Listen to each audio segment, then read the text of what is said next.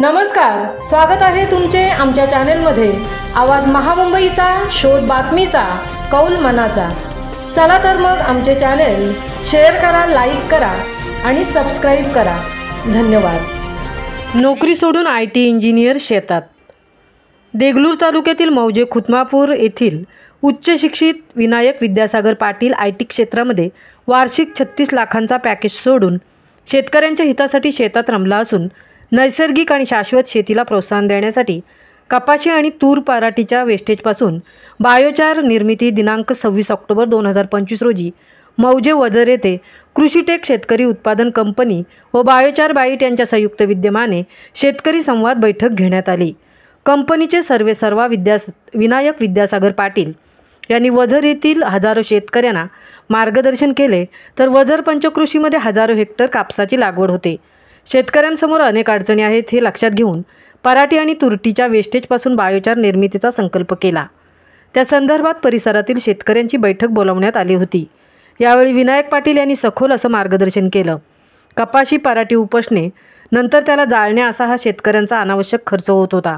त्याला पर्याय म्हणून विनायक पाटील यांनी एक संकल्पना शेतकऱ्यांसमोर मांडली।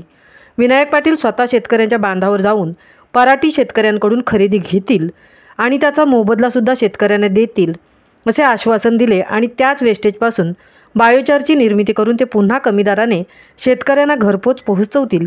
त्या बायोचार प्रॉडक्टमुळे शेतीतील उत्पादन वाढण्यास मदत होईल, रासायनिक खताच्या मात्रा कमी होईल आणि शेतकऱ्यांचे भरघोस उत्पन्न होईल असे प्रात्यक्षिक त्यांनी दाखवले। या शेतकरी संवाद बैठकीत पंचक्रोशीतील शेतकऱ्यांमध्ये आनंदाचे वातावरण निर्माण झाले होते। ही शेतकरी संवाद बैठक यशस्वीरित्या पूर्ण करण्यासाठी समस्त गावकरी आणि शेतकरी यांचे मोलाचे सहकार्य मिळाल्याने विनायक पाटील यांनी त्यांचे आभार व्यक्त केले। आवाज महामुंबईचा चॅनेलसाठी महादेव उप्पे सह तृप्ती भोईर, देगलूर, नांदेड। वेगवेगळ्या माध्यमातून शेतकऱ्यांच्या हितासाठी आपल्या काहीतरी फायदा होण्यासाठी या ठिकाणी येत असतील तर आपण त्याचं स्वागत करावं, त्यातून आपण काहीतरी शिकावं आणि आहे त्या परिस्थितीतून आपण चांगलं कसं होता येईल हे आपण पण प्रयत्न करावा। त्या पद्धतीने येणारी कंपनी असेल, येणारी व्यक्ती असतील त्याला तन मन धनाने आपण सहकार्य करावं। खरं पाहायला गेलं तर पराठ्याचं आपण कशा पद्धतीने त्याचं विल्हेवाट लावतो, अगदी कंटाळून जातो। बऱ्याचदा तर 1-2 शेतकऱ्यांच्या शेतामध्ये पेरणीची वेळ आलेली असती पण ते पराठा जाळ्याचे राहून गेलेले असतात। मग ते मजुराचा अभावी असेल किंवा 2 करोड टन कापसाची पराठी दरवर्षी जाळली जाते। फक्त आपण टीव्हीवर का नाही, हरियाणा पंजाब सरकार, त्याचं कारण आहे आपण हळूहळू जाळतो।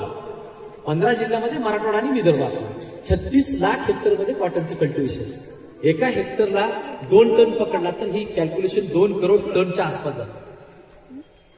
एवढ्या प्रमाणात आपण जाळतो। हे कापसाचं उदाहरण दिलं, तुराटी आहे कापसाची, कारण तुराटीचं पण वरचं हार्वेस्टिंग 3 फुटाची काडी शिल्लक आहे तुमची, ओके।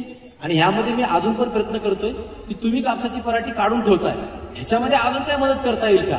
मी एक मशीन शोधतोय की त्या मशीनचं पण तुम्ही सांगायचं पाटील गट नंबर 288 इथे या, मी तिथं माझे मशीन पाठवून आणि ते कट करायला सुद्धा तुमचे पैसे लागणे याच्यावर माझं काम चालू।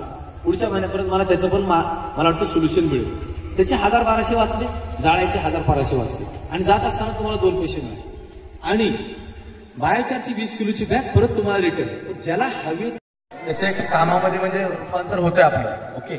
आता हानेगावला पुढच्या महिन्यापासून माझं फॅब्रिकेशनचं काम चालू होईल। यामध्ये आपण काय करतोय, तुमच्या शेतातली जी कापसाची पराठी किंवा तुराट्या, त्या तुराट्या आपण आपल्या पूर्ण ट्रॅक्टर ट्रॉलीनं आणून एक डिसेंट्रलाइज मॉडेल तयार करतोय आणि ती कापसाची पराठी आता काय होतं, तुम्ही जाळत असताना कार्बन डायऑक्साईड वर जातोय, म्हणजे पृथ्वी गरम होते। तुम्ही म्हणताय ना की ऐनवेळी पहिल्यासारखा पाऊस पडत नाही, बरोबर?